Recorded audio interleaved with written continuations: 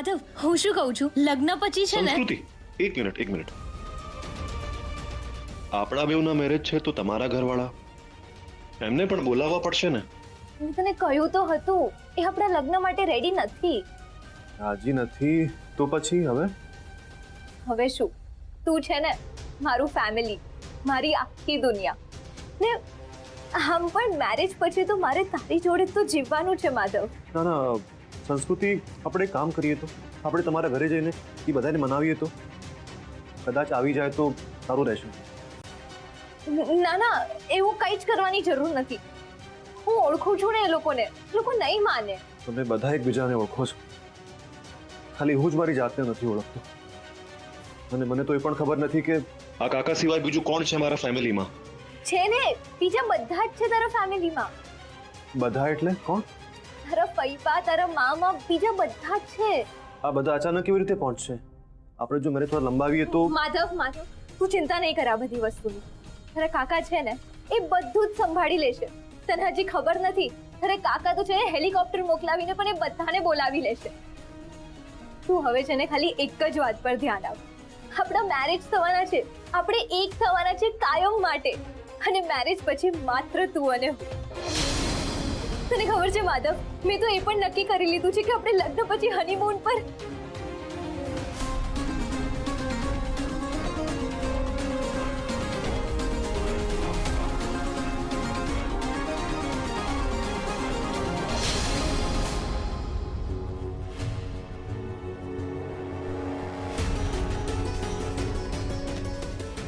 મારી સામે ખોટું બોલ્યો તું, મારી સામે ના પાડી હતી ને કે ઓલી છોકરીથી દૂર રહેજે. તે મારું સાંભળ્યું તે મારું નહીં ને? શું કામ તે એને ઘરમાંથી બહાર કાઢી? હા, ચૂપ કરવા, જવાબ દે મંગળ. હું તને કઈ પૂછું છું. ચૂપ કરવા તે ઓલી છોકરીને સ્ટોર રૂમ માંથી બહાર કાઢી? ચૂપ કરવા તું એને ઘરથી બહાર લઈ ગયો? બોલ. કેશવને શોધવા.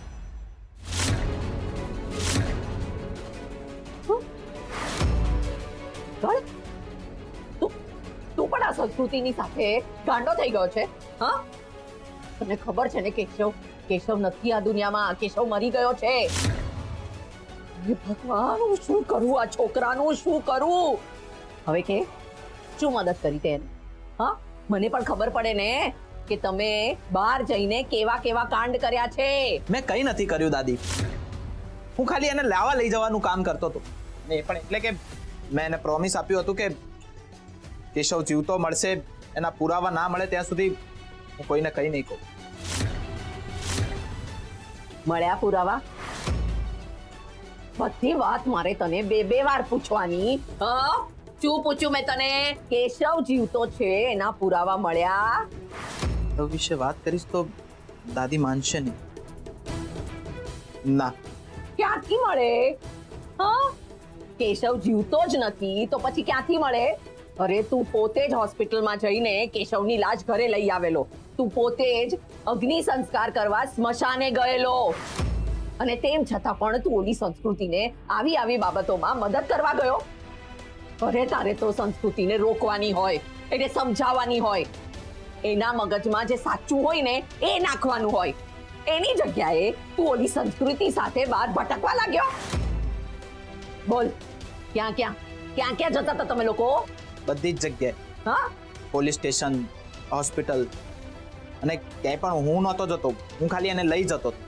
બાકી જે પણ ઇન્વેસ્ટિગેટ કરવાનું હતું એ સંસ્કૃતિ જ કરતી.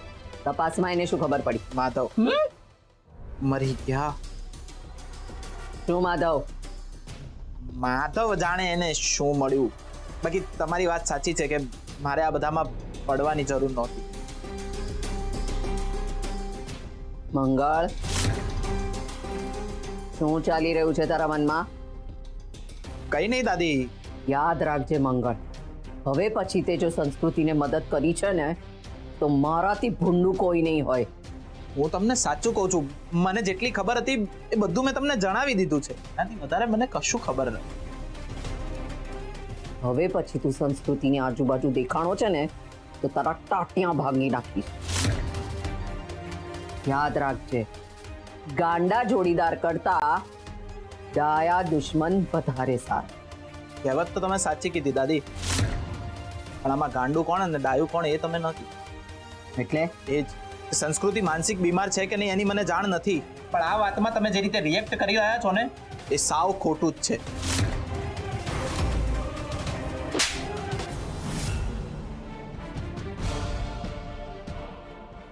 દાદીને ખોટી કે છે તું દાદીને. નાના મોટાનું ભાન પણ નથી રહ્યું તને હવે. મને જેટલું ખબર હતું એ બધું મેં તમને કહી દીધું છે. આનાથી વધારે મને બીજું કંઈ જ ખબર નથી.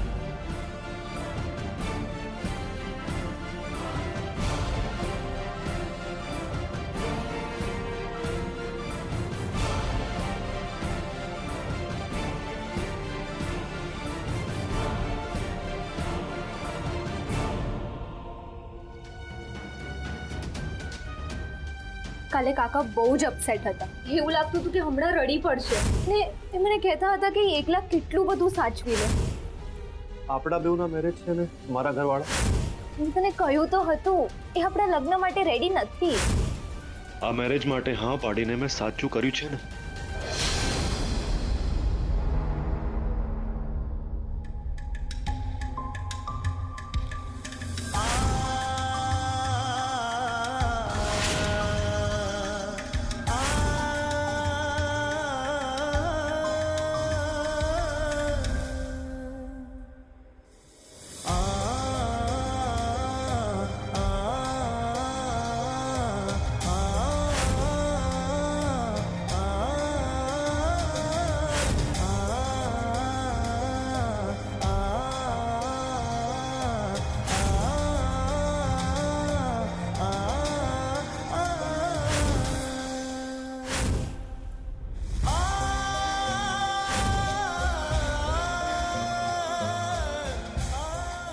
દ્વારકાધીશ, પ્લીઝ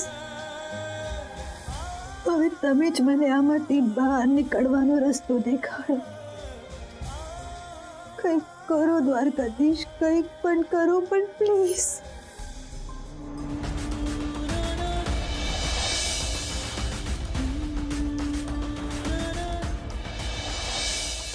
તમે શું નામ બોલે તમારું? સંસ્કૃતિ. કાકા અને સંસ્કૃતિ કહે છે કે ઓલી સંસ્કૃતિ ખોટી છે, તો પછી કેમ મને એની વાતો, એના ઇમોશન્સ આટલા અનુભવાય છે? કેમ એનું દુઃખ મને આટલું સ્પર્શે છે? કેમ એનો ચહેરો મારી આંખ સામેથી જતો જ નથી? કેમ મને એવું લાગે છે કે અમારી બેઉની વચ્ચે કંઈક સંબંધ છે? કેમ મને એવું લાગે છે કે અમારી બેઉની વચ્ચે કંઈક તો બંધન છે, પણ શું બંધન છે, શું સંબંધ છે એ જ નથી ખબર મને.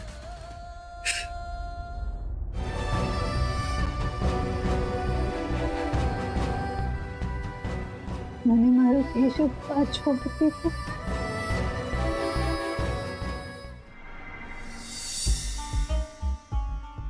શું થયું? ભાગીને કેમ આવ્યું? માધવે પાછા નાટક શરૂ કર્યા કે? ના ના સર, માધવ તો ઓલમોસ્ટ રેડી થઈ ગયો છે મેરેજ માટે. ઓલમોસ્ટ નહીં, મને કન્ફર્મ જોઈએ, પાક્કી વાત જોઈએ. આ વખતે મને લગ્નમાં કોઈ અડચણ આવે નહીં ચાલે. ના સર, સહેજ પણ નહીં. અને માધવ કાલે મેરેજ કરશે. ગુડ. હાશ, એક દિવસ કાઢવાનો ટેન્શનનો, પછી બીજે દિવસે મારા બધા જ સપના પૂરા થશે. પણ સર, કાલને કાલ બધું કઈ રીતે પૂરું થશે? એ તારે ટેન્શન લેવાની જરૂર નથી છોકરી. હું છું ને, બધું કરી લઈશ. તારે ખાલી એક જ વસ્તુનું ધ્યાન રાખવાનું છે કે માધવ લગ્ન માટેની જૂની રેકોર્ડો પાછી શરૂ ના કરે. જે માધવે હમણાં હા પાડી છે એ હાની ના નહીં થવી જોઈએ. મને તમારા બંનેનો લગ્નનો એક ફોટો જોવે છે પુરાવા તરીકે. એ મારા હાથમાં આવી ગયો એટલે મારા બધા જ સપના પૂરા. ને એ ફોટો પડે ત્યાં સુધી ખેંચી લેવાની જવાબદારી મારી. ગુડ, કોન્ફિડન્સ સારો છે, પણ કાલના આપણા પ્લાનમાં આટલી અમથી ભૂલને પણ માફી નથી, સમજી? હા સર, એ બધું બરાબર, પણ ખાલી મારે આવ્યું આનું પણ બોલ કૃતિ, હવે તે શું કર્યું છે? માધવે એના ફેમિલી વિશે મને પૂછ્યું હતું. હા, તો સરસ, તે કીધું હશે ને કે માધવના ફેમિલીમાં કોઈ નથી, આગળ પાછળ ઉપર નીચે. કરેક્ટ. ના સર, મારાથી એવું કહેવાય ગયું કે એના ફઈબા અને મામા છે. તો ફુવા અને મામીને કેમ બાકી રાખ્યા તે કૃતિ?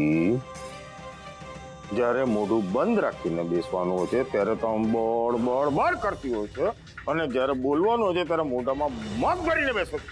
સોરી સર, પ્લીઝ તમે મેનેજ કરી લેશો ને? કરી જ લઈશ ને, ઓપ્શન છે મારી પાસે, કરી લઈશું મેનેજ.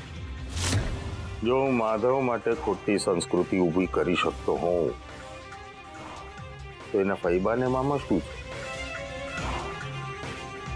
ના, આખા પરિવારને ઊભો કરી શકું છું.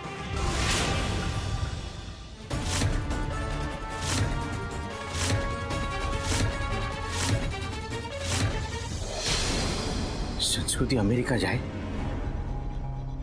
એ જ એના હિતમાં છે. એ શાંતિથી ત્યાં રહી શકશે, ત્યાં બધા એના ફ્રેન્ડ્સ છે, અને અહીંયા તો એની ઉંમરનું કોઈ જ નથી. બરાબર છે, સંસ્કૃતિ અમેરિકા જાય ને એ જ બેસ્ટ છે. હા, મારો આ નિર્ણય એકદમ બરાબર છે.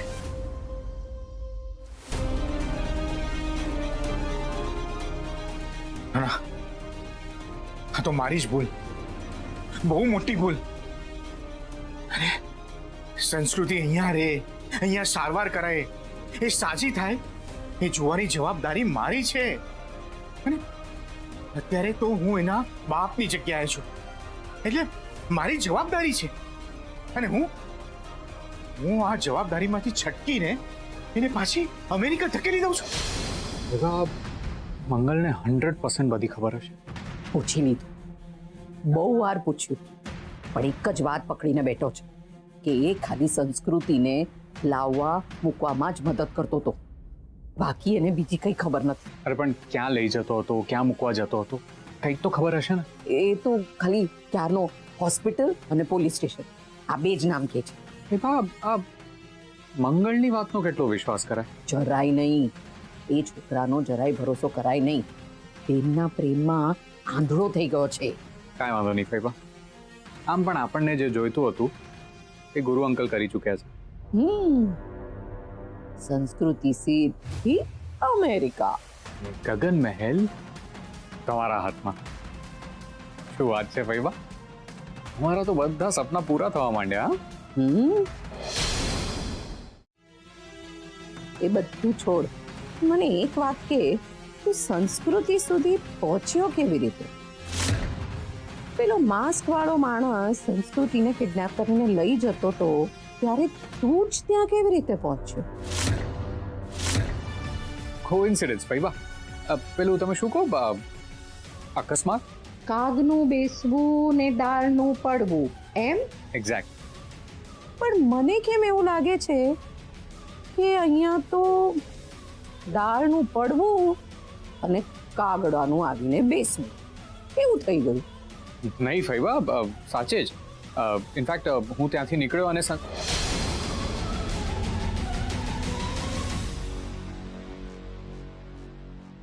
તમે મારા પર ડાઉટ કરો છો? હા, કહું તો હું કહીશ કે તમારી શંકા ખોટી છે. સાચે ફૈબા, હું ત્યાંથી નીકળ્યો અને મેં આ બધું જોયું. સંસ્કૃતિને પેલો માસ્ક વાળો માણસ કિડનેપ કરીને લઈ જતો તો એ તું બચાવવા પહોંચી ગયો. વાર્તા સારી છે.